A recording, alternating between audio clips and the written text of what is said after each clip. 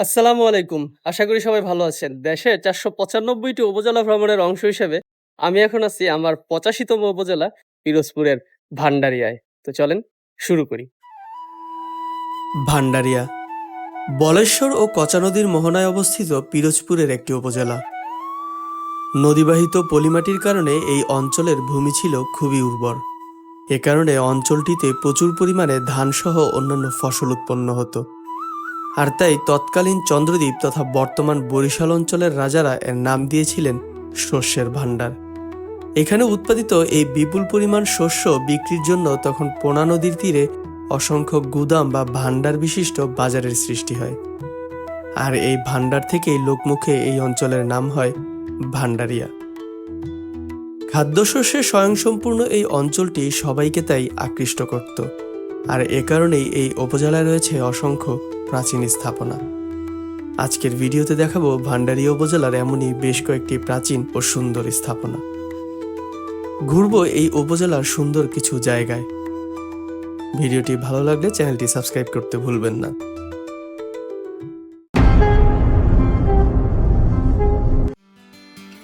ঢাকা থেকে সরাসরি বাসে আসা যায় ভান্ডারিয়া উপজেলায়।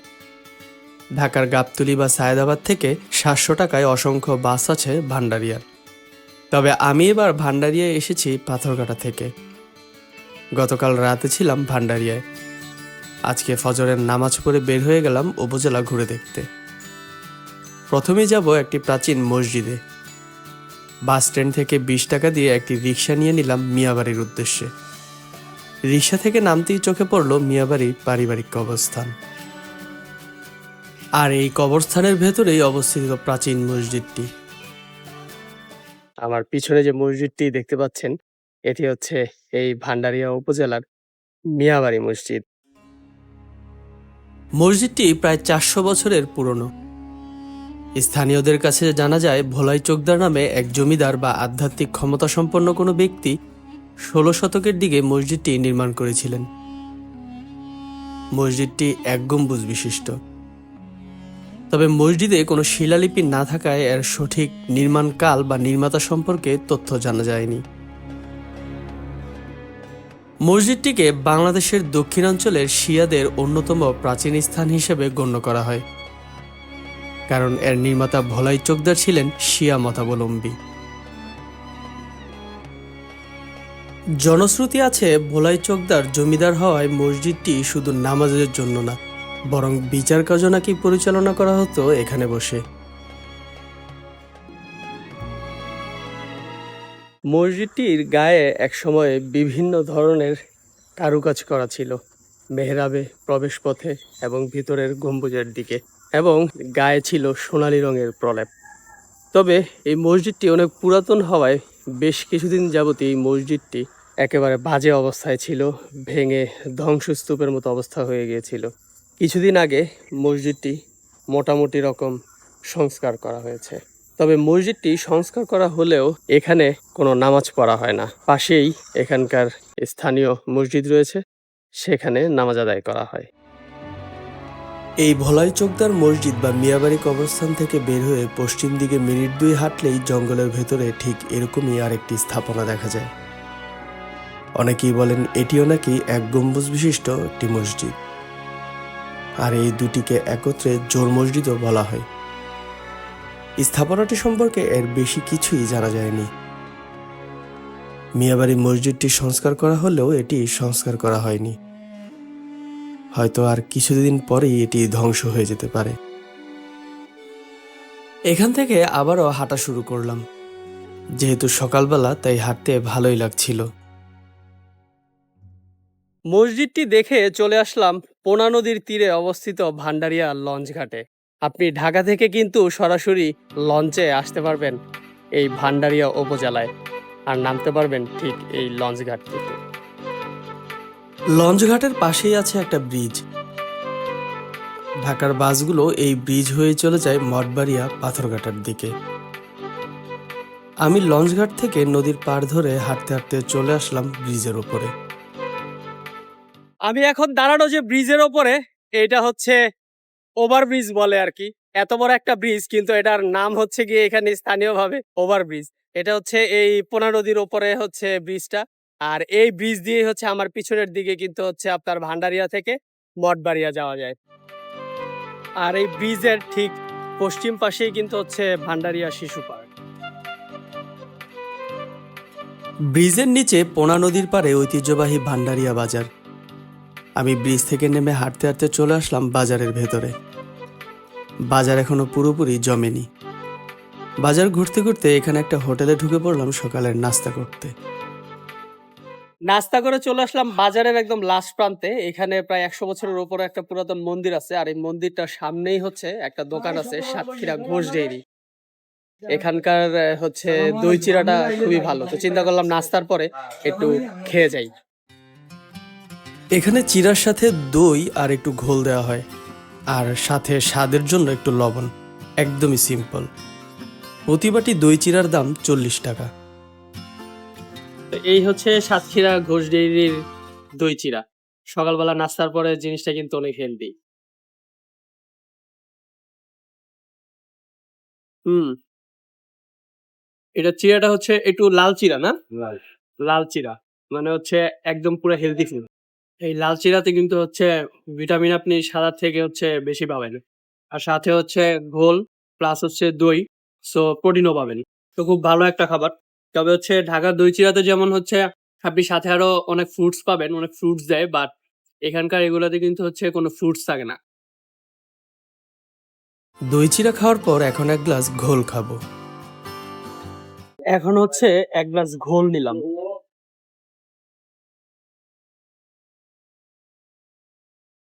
এটা হচ্ছে টক, এটাতে কিন্তু হচ্ছে কোনো মিষ্টি নেই। দুধ থেকে মাখন আলাদা করার পর যে পানিটা থাকে সেটাই হচ্ছে ঘোল। সো ঘোল টোল খেয়ে হচ্ছে পেট শান্তি। এখন হচ্ছে ঘুরে টুরে মন শান্তি করতে হবে। সো এখন এখান থেকে আমি চলে যাব হচ্ছে এই ভান্ডারিয়া উপজেলার একদম লাস্ট বর্ডারের দিকে। বাজার থেকে বের হয়ে আবারও সেই ব্রিজ পার হয়ে শিশু পার্কের সামনে থেকে একটা অটোতে উঠে পড়লাম। এবারের যাত্রাটা একটু পেঁচানো। আমার গন্তব্য ভান্ডারিয়ার শেষ প্রান্ত তেলিখালির হরিণপালায়। প্রথমে চরখালি মোড়, এরপর আরেকটা অটোতে তুষখালি, এরপর তুষখালি থেকে আরেক অটোতে হরিণপালা। জায়গাটা মঠবাড়িয়ার বিখ্যাত মমিন মসজিদের পাশে। যাই হোক, অটো থেকে নেমে জায়গাটা ঘুরে দেখা শুরু করলাম। পাশেই কচা এবং বলেশ্বর নদী এসে মিশেছে। নদীর পাড়ে এখানে দুইটা পার্ক করা হয়েছে। একটাতে টিকিট কেটে ঢুকতে হয়, আর আরেকটাতে কোনো টিকিট লাগে না। এখনো 9টা না বাজায় টিকিটের কাউন্টার খোলেনি, তাই প্রথমে টিকিট ছাড়াটা একটু ঘুরে দেখব। পার্কের ভেতরে একটা সরকারি ডাকবাংলো আছে, পাশেই আছে মসজিদ। মসজিদটা দেখে মনটা জুড়িয়ে গেল। হাঁটতে হাঁটতে চলে আসলাম নদীর পাড়ে। এই জায়গা প্রথম দেখাতে ভালো লাগবে না এমন মানুষ খুঁজে পাওয়া যাবে না। জায়গাটা খুবই সুন্দর। ঠিক এখানেই দুই দিক থেকে দুই নদী এসে মিশেছে। বিকেলের দিকে জায়গাটার সৌন্দর্য আরো শতগুণ বেড়ে যাবে, এটা নিশ্চিত। নদীর পাড়ে বাঁধ করা হয়েছে, আর বাঁধে ব্লক দেয়া। তবে আমি আগেই বলেছি যে আমি যেহেতু সকাল সকাল আসছি, মানুষজন কিন্তু একদমই নাই। আর আজকে হচ্ছে শুক্রবার। শুক্রবার যেহেতু বিকালবেলা হলেই নাকি প্রচুর মানুষ হবে এখানে। আর মানুষ আসলে হওয়ারই কথা। আপনার ভান্ডারিয়া উপজেলার সবচেয়ে সুন্দর জায়গা হচ্ছে এই জায়গাটা। আপনি যদি ভান্ডারিয়া উপজেলায় আসেন ঘুরতে, তাহলে এই হরিণপালা রিভার ভিউ ইকো পার্কে অবশ্যই আসবেন। সাথে এখানে খাওয়া দাওয়া আর বসে আড্ডা দেওয়ারও ব্যবস্থা আছে। বা এই জায়গায় যে মানুষজন কি তেমন আসে না? হ্যাঁ, অনেক আসে তো। এখন যে নাই, নাই, দুপুরের পরে আসবে। বিকালের দিকে আসে। হ্যাঁ, আজকে শুক্রবার তো বিকেলে হয় বেশি। কিরকম মানুষ হয়? অনেক লোক হয়। এখানে কি কি বিক্রি করেন আপনি? আমার এখানে আছে চটপটি ফুচকা। গ্রাম বাংলার আসল সৌন্দর্যই বোধ হয় এগুলো। বিশেষ করে নদীর পাড়ে এমন মাছ ধরার দৃশ্য সত্যি অসাধারণ। এটা কি এই জাল থেকে উঠাইলেন মাত্র মাছটা? হ্যাঁ, নাম কি এটা? ফালসিয়া। হাইলশিয়া, দেখি মাছটা। নদীর পাড় ধরে হাঁটতে হাঁটতে এখন চলে আসলাম যেটাতে টিকিট কেটে ঢুকতে হয় সেটার সামনে। 20 টাকা দিয়ে টিকিট কেটে ঢুকে পড়লাম ভেতরে। এখন ঢুকলাম হচ্ছে যেটা টিকিট কেটে ঢুকতে হয়, এটা হচ্ছে বন বিভাগের আওতাধীন এই পার্কটা। তো এটা কিন্তু ভালোই, এই এলাকায় যেহেতু হচ্ছে আশেপাশে মানুষজনের আসলে তেমন বিনোদনের কোনো জায়গা নাই, তাই হচ্ছে এই জায়গাটাতে আসে। রাইড টাইড যদিও আছে, তবে সবগুলো হচ্ছে চলে না আর কি। আর মানুষ টানুষ যদি বেশি হয় তখন হয়তো বা রাইডগুলো চালু করা হয়। তা আমি যেহেতু সকালবেলা আসছি, সো এখন আসলে রাইডে উঠার তেমন কোনো ইচ্ছা বা এরকম কোনো ওয়েও নাই। তাই হচ্ছে এই জায়গাটা একটু ঘুরে দেখে হচ্ছে চলে যাব। তবে এখানে হচ্ছে একটা ওয়াচ টাওয়ার আছে, ওয়াচ টাওয়ারটাতে আমি অবশ্যই উঠবো, কারণ ওয়াচ টাওয়ারের ওপর থেকে মনে হয় যে ভিউটা খুব ভালো পাওয়া যাবে। ওয়াচ টাওয়ারটা হচ্ছে 7 তলা, সো উঠতে কিন্তু বেশ ভালোই কষ্ট হবে, বাট উঠার পরে এখান থেকে যে ভিউ, এক কথায় কিন্তু অস্থির। আমার মনে হয় ওয়াচ টাওয়ারের ওপর থেকে যে ভিউটা, ওই ভিউটা দেখলেই মনে হয় যে জাস্ট 2 সেকেন্ডে শান্তি। যে এত কষ্ট যে হইলো উঠতে, এটা হচ্ছে ভুলে গেছে হচ্ছে এই ভিউটা দেখার পরে। এক পাশে হচ্ছে নদী, আরেক পাশে হচ্ছে পার্ক। যদিও হচ্ছে আপনার এই সরকার চেঞ্জ হওয়ার পরে 5ই আগস্টের পর থেকে হচ্ছে এই রাইড টাইডগুলো সবগুলাই হচ্ছে বন্ধ। হয়তোবা নতুন গভর্নমেন্ট আসলে তখন হয়তোবা এগুলার কাজ আবার নতুন করে শুরু হবে। সকালবেলা খুব ভালো একটা সময় কাটলো। এখন এখান থেকে বের হয়ে যাব। হরিণপালা থেকে আবারও চলে আসলাম এই ভান্ডারিয়া উপজেলা বাস স্ট্যান্ডে। এখন এই উপজেলা বাস স্ট্যান্ড থেকে আবার যাব হচ্ছে বামনা উপজেলার দিকে, যে রাস্তাটা চলে গেছে ওই দিকে। বাস স্ট্যান্ড থেকে একটা অটোতে উঠে গেলাম। 10 টাকা ভাড়া দিয়ে নেমে গেলাম মিনিস্টার বাড়ির মোড়ে। এরপর 1 মিনিট হাঁটতেই চলে আসলাম গন্তব্যে। এটা খুব সুন্দর একটা মসজিদ। বছর 10 আগে মসজিদটি নির্মাণ করা হয়, আর এটি নির্মাণ করেছিলেন জাতীয় পার্টির আনোয়ার হোসেন মঞ্জু, যিনি টানা 5 বার নির্বাচিত এমপি এবং মন্ত্রী থাকায় তার নামেই এটি মন্ত্রীবাড়ি মসজিদ নামে পরিচিত। তার বাবা ছিলেন দৈনিক ইত্তেফাকের সম্পাদক তোফাজ্জল হোসেন মানিক মিয়া, যার নামে সংসদ ভবনের সামনের মানিক মিয়া এভিনিউয়ের নামকরণ করা হয়। আমি মূলত এখানে এসেছিলাম একটি প্রাচীন মসজিদ দেখতে।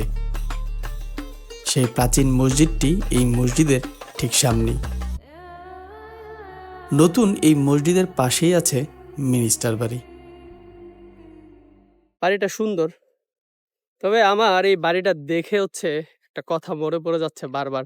এত সুন্দর একটা বাড়ি, হয়তো এই বাড়িটাই আজ থেকে 100-200 বছর পরে যারা এই পৃথিবীতে থাকবে বা যারা এখানে থাকবে, তাদের কাছে হয়তো বা মনে হবে যে এটা জমিদার বাড়ি। আমাদের কাছে যেমন এখন পুরাতন বাড়িঘরগুলো মনে হচ্ছে যে জমিদার বাড়ি। তা আসলে এই যে এখনকার যে প্রেক্ষাপট, যে উনি কিভাবে এই বাড়িগুলো করছিল, কি দুর্নীতি, কত কিছু করে হচ্ছে টাকা পয়সা কামাই করে হচ্ছে এই বাড়িগুলো করছে। তা আমার কাছে হঠাৎ করে মনে হলো, আগে যে জমিদাররা ছিল তারাও কিন্তু তাদের প্রজাদেরকে ঠিক সেম ভাবেই হচ্ছে এরকম নির্যাতন নিপীড়ন করে তাদের অর্থ, তাদের যে পাওনা সেগুলো পরিশোধ না করেই কিন্তু নিজেরা হচ্ছে এই বাড়িঘরগুলো করছে। তো আসলে ব্যাপারটা মানে হঠাৎ করে খারাপ লাগলো যে এতদিন ধরে জমিদার বাড়ি বা ঘুরতেছি, কখনো এই চিন্তাটা কখনো মাথায় আসে নাই। কিন্তু আজকে হঠাৎ করে এই বাড়িটা দেখে, এই বাড়ির সাথে হচ্ছে আমার আগে আমি যে দেখি যে জমিদার বাড়িগুলো, এগুলা হঠাৎ করে মানে সবকিছু মিলাইলাম। পরে মনে হলো যে আসলে ব্যাপারটা আসলে খারাপ। যে তারাও নির্যাতন করত, আর এখন যারা আছে তারাও, মানে কোনো কিছু চেঞ্জ হয় নাই। সবকিছু আসলে একই আছে। যে যারা নির্যাতিত হয় তারা আসলে সবসময়ই হয়। নিপীড়িত দল কখনো আসলে সেরকমভাবে আর ভালো থাকতে পারে না। যাই হোক, বাড়ির সামনের এই পথ ধরে হাঁটতে লাগলাম। এরপর জঙ্গলের ভেতরে ঢুকে গেলাম। কিছুক্ষণ হাঁটার পর পেয়ে গেলাম সেই প্রাচীন মসজিদ, যেটি দেখার জন্যই মূলত এই জায়গায় এসেছিলাম। জায়গাটার অবস্থা এমনই যে একা একা হাঁটতে ভয় লাগছিল, কারণ এখানে সাপ থাকার সম্ভাবনা প্রবল। এখানে এসেও দেখি পাশাপাশি 2টা প্রাচীন মসজিদ, তবে 2টার অবস্থাই খারাপ, ধ্বংসের শেষ পর্যায়ে আছে। জঙ্গল থেকে বের হয়ে মিনিস্টার বাড়ির মোড় থেকে একটা অটোতে উঠলাম। গন্তব্যে বা আরেকটু দক্ষিণে কাঠালিয়া উপজেলার রোডে। আর এটাই হবে ভান্ডারিয়া উপজেলায় আমার শেষ ঘোরাঘুরি। 10 টাকা ভাড়া দিয়ে অটো থেকে নামলাম একটা কলেজের সামনে।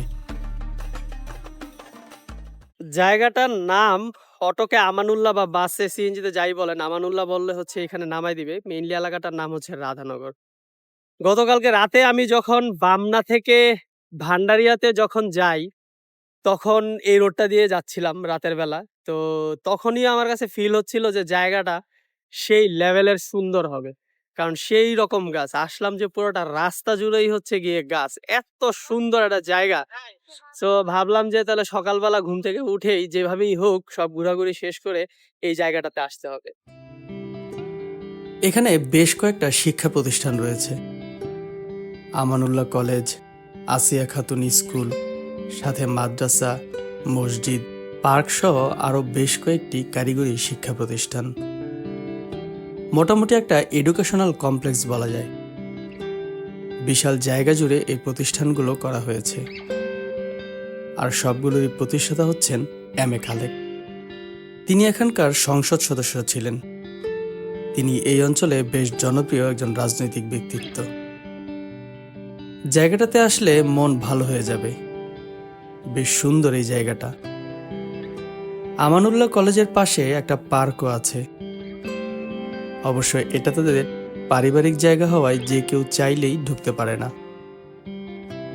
আর এটার নাম দেয়া হয়েছে দিঘলবাড়ি, যেটা দেখে মনে পড়ে গেল আবু ইসহাকের সেই সূর্য দিঘলবাড়ি উপন্যাসের কথা। আমানুল্লাহর এই দিঘলবাড়ি থেকে আমি আমার ভান্ডারিয়া উপজেলার ভিডিওটা শেষ করতেছি। যারা এখন আমার চ্যানেলটি সাবস্ক্রাইব করেন নাই, দয়া করে প্লিজ চ্যানেলটি সাবস্ক্রাইব করে দিবেন। সবাই ভালো থাকবেন। আসসালামু আলাইকুম।